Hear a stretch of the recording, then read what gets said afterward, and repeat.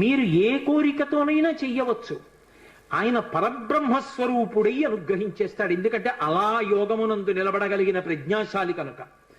శ్రీరామాయణంలో ఒక చమత్కారం ఉంది, దాని పేరే రామాయణము. రాముడితో మిగిలిన వ్యక్తులందరూ నడుస్తారు. అసలు రాముడు కనిపించని కాండ ఉండదు సుందరకాండ వినా. సుందరకాండలో రాముడు కనపడకపోయినా రామ కథ 1కి 10 మార్లు చెప్పబడుతుంది. అటువంటి రామచంద్రమూర్తి వలన ఉపకారము కాని ప్రత్యుపకారము కాని పొందనివాడు రామాయణమునందు లేడు.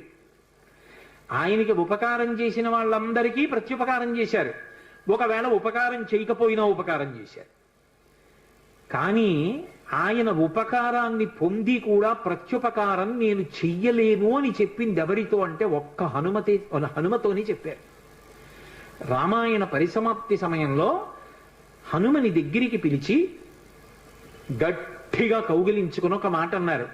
మదంగే జీర్ణతాం యాతు యత్తయోపకృతం కపేహి నరహ ప్రత్యుపకారాణం అపత్సాయ అతిపత్రతాం అన్నారు.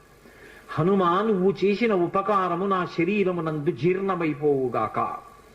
ఎందుకని? నువ్వు నాకు చేసిన ఉపకారానికి నీకు ప్రత్యుపకారం చెయ్యడం ఇక సాధ్యం కాదు. నేను కష్టంలో ఉంటే నువ్వు నా భార్య యొక్క జాడ కనిపెట్టావు. ఇప్పుడు నీకు ప్రత్యుపకారం చేయాలంటే నీకు అటువంటి కష్టం కలగాలి. కోరచ్చా నేను? అందుకని నేను కోరను. నీకు అటువంటి ఆపద రాదు. కాబట్టి నీకు నేను ప్రత్యుపకారం చెయ్యలేను.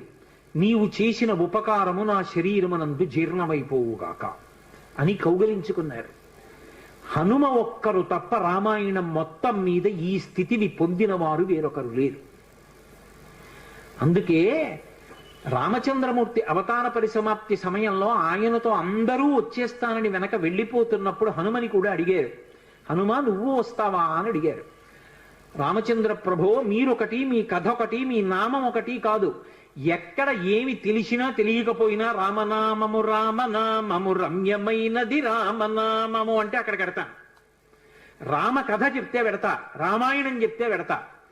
ఇప్పుడు రాముడు అన్నాడు, మక్కథా ప్రచరిష్యంతి యావల్లోకే హరీశ్వర తావద్రమస్య సుప్రీతో మద్వాక్యమనుపాలయం. రామశాసనం హనుమకి. ఎక్కడ రామనామం చెప్పినా, ఎక్కడ రామ కథ చెప్పినా, ఎక్కడ రామాయణం చెప్పినా హనుమా నువ్వు అక్కడికి వెళ్ళి కూర్చుని వింటూ ఉండు. హనుమ సభలోకి వచ్చారు అంటే సభలో ఉన్న వాళ్ళందరికీ మంగళమే. నన్ను నమ్మండి, చచ్చిపోయేవాడు కూడా బతుకుతాడు. హనుమ దర్శనం అంత గొప్పది. ఆయన దర్శనం చేస్తే చాలు. నిన్నను మీతో చెప్పా, సంధ్యాకాల దర్శనంతో సమానం. ఉపద్రవాలు కూడా తొలగిపోతాయి. అంత శక్తివంతం హనుమద్ దర్శనం అంటే.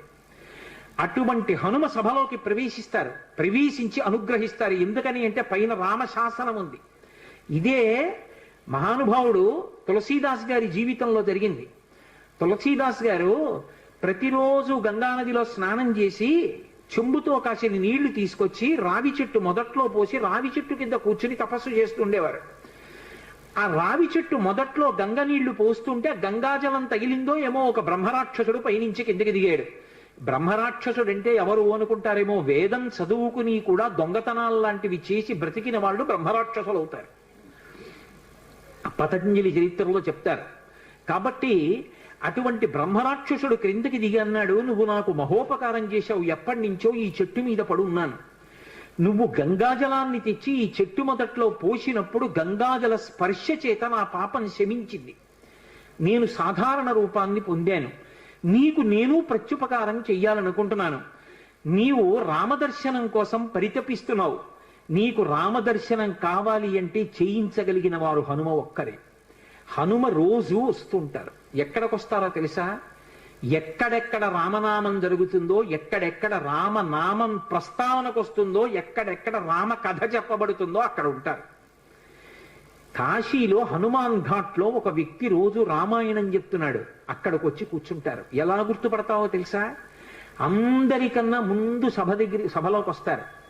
అందరికన్నా ఆఖరణ కళ్ళ నీళ్ల పెట్టుకుని ఒక్కడు తలదించుకుని నడిచి వెళ్ళిపోతూ ఉంటాడు. నువ్వు గుర్తుపట్టి వెంట వెళ్ళు అన్నారు.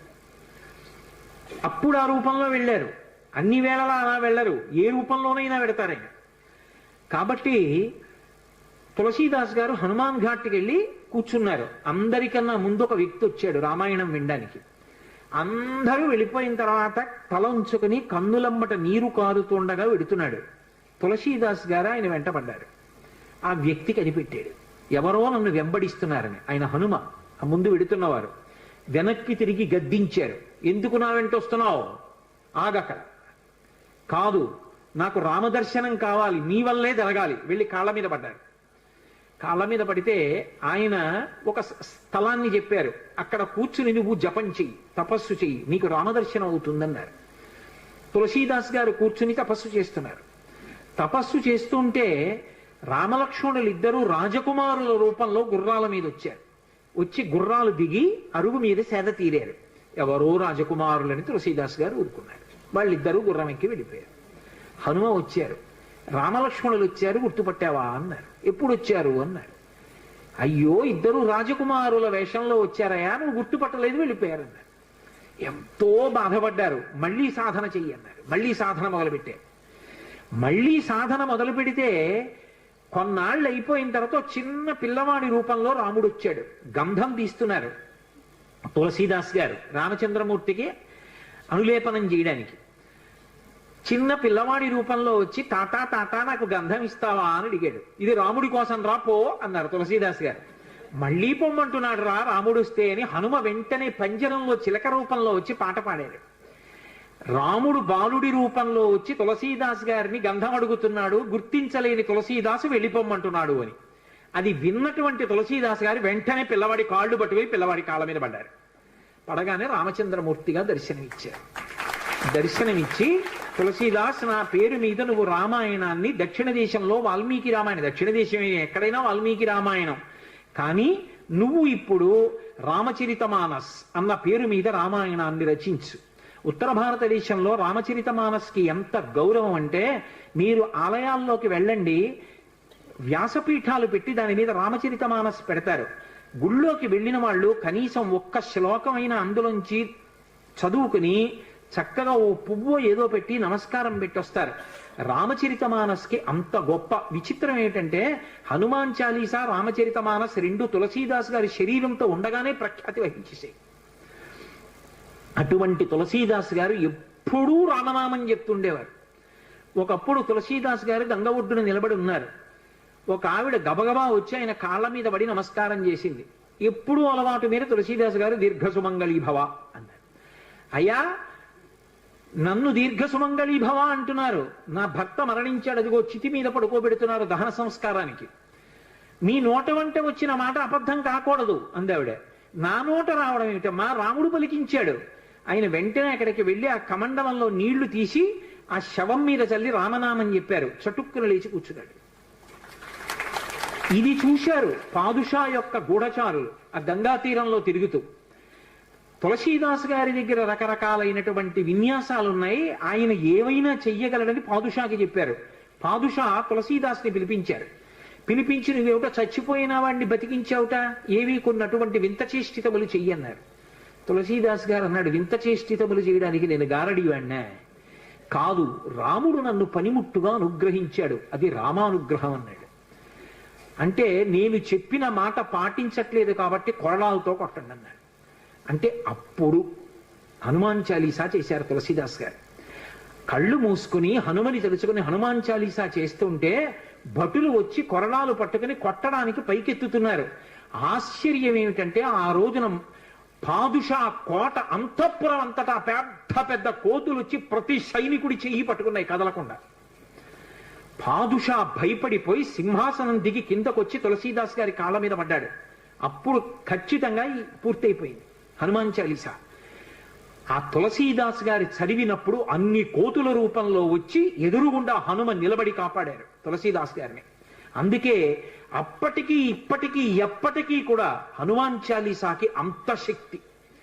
తులసీదాస్ గారు ఎప్పుడు మాట్లాడుతూ ఉండేవారు స్వామి హనుమతోటి. రామాయణ రచన చేసేటప్పుడు, రామచరితమానస్ రాసేటప్పుడు ఏ ఏ ఘట్టం దగ్గరికి వచ్చేటప్పుడు ఆయా ఘట్టం దగ్గర మళ్ళీ హనుమకి చదివి వినిపిస్తూ ఉండేవారు. హనుమ అంతా చదివి సరేనంటుండేవారు. అబ్బో, ఎన్ని చమత్కారాలు, వాళ్ళిద్దరి మధ్యలో ఎన్ని విశేషాలు జరిగాయో తులసీదాస్ గారికి హనుమకి. అంతటి గొప్ప అనుబంధం. అందుకే హనుమ గురించి తులసీదాస్ గారు ఏవి చెప్పారో అవన్నీ కూడా అద్భుతమైనటువంటి విషయాలు. రామచరితమానస్ అంత గొప్ప గ్రంథం. తులసీదాస్ గారిని అనుగ్రహించారు.